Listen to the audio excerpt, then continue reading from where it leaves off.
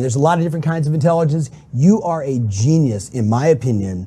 You took what could have been the most tragic story and reforged it into one of the most extraordinary identities. Like what you believe about yourself, how you view yourself, and how you act. Somebody's watching this right now, David, and they identify themselves as a fat person, as a lazy person, who doesn't follow through. What advice do you have for that person to reshape their identity? So that person was me. Everything you just mentioned was me. I made $1,000 a month, 300 pounds, I can't do any of this stuff. These people are better than me. So the first thing is, that's the first big problem right there. First big problem is that you have put a lot of people above you. Put no one above you.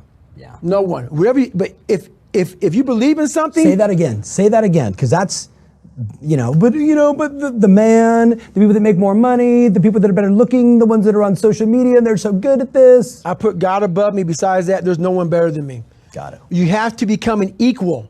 So this is how I look at it. If you're playing, and I talked about it at your conference, if you're playing Roger Federer, okay, before you get on the court with Roger Federer, he's the best of all time. But you're also a professional tennis player, man.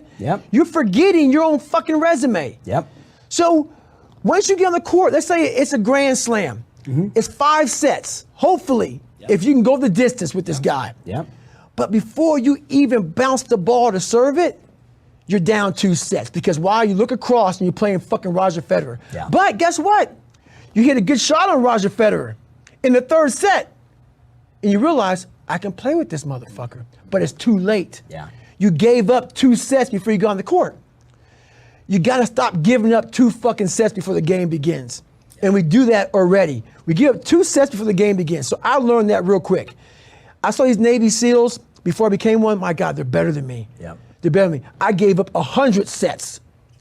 And I had to work up to realize these are human beings. With the same shit I have. There's some people who run faster, swim better, but mentality is mentality.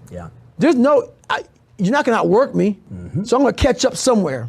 So that being said, I used all that 300-pound man, that fat guy, that dumb guy. And people say, why you say dumb?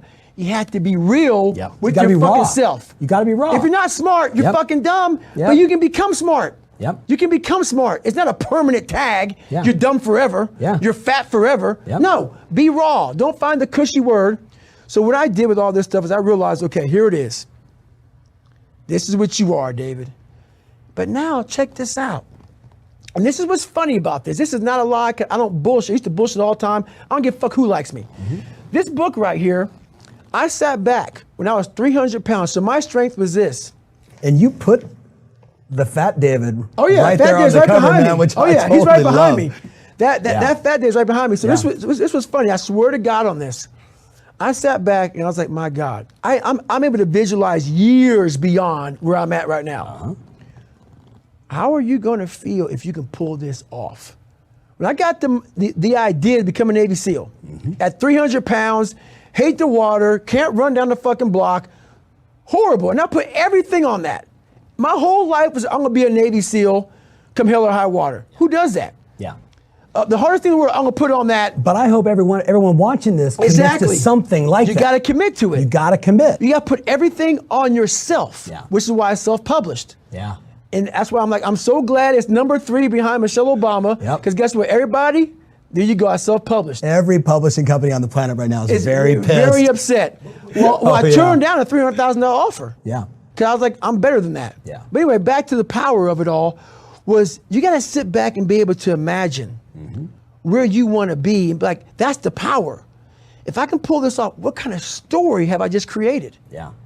And that's what I did. I created a story. I created a story. What's the better story? Oh, I was always afraid to make phone calls. And I'm just using that. It's true though. I'm afraid to practice. I'm afraid to, to go out and knock on doors, to try something new, right? It's that whole, we've always talked fixed mindset, growth mindset, that stuff. But let me go deep with you. Let me say one thing real quick about the phone calls. It's funny you talk about that. I work with a guy who's in a business like this for 5 years. I'm not gonna mention his name. He called me up 5 years ago and said, I want you to work with me. His job, a big day for them was if you had 5 meetings and 40 calls, $40. That was like, according to their big business plan, that was a day. He said, I want to make more money. All this shit's just it's bogging me down. I said, this is your fucking day?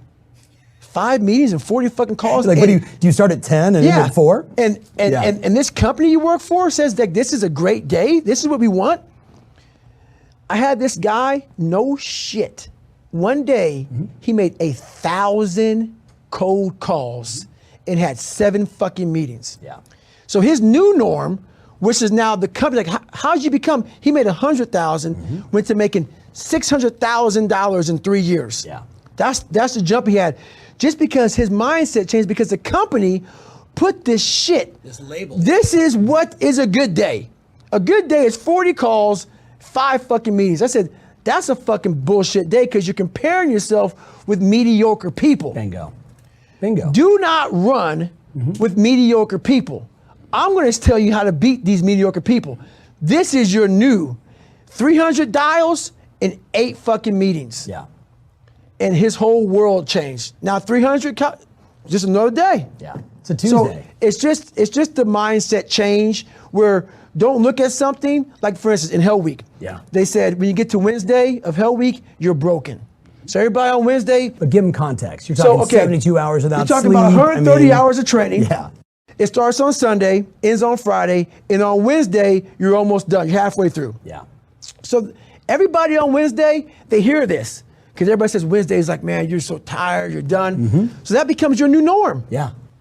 No. You're cruising into Wednesday getting ready to feel tired when you don't even know why. Because someone told you could feel tired. Bingo. So for me, I was like, hang on a second. I started studying my mind a whole bunch while growing up, facing these things. Don't listen to anybody's fucking dialogue but your own. They're tired. Yeah. They're not you. Yeah. So it's just all about, your mind has a tactical advantage over you at all times. It knows your weaknesses, it knows your strengths, and it will guide you into your nice comfort zone. Yeah. We have to reprogram our mind to get a different vantage point so then you know how to be in charge of yourself. Yep. Versus your mind being in charge of you.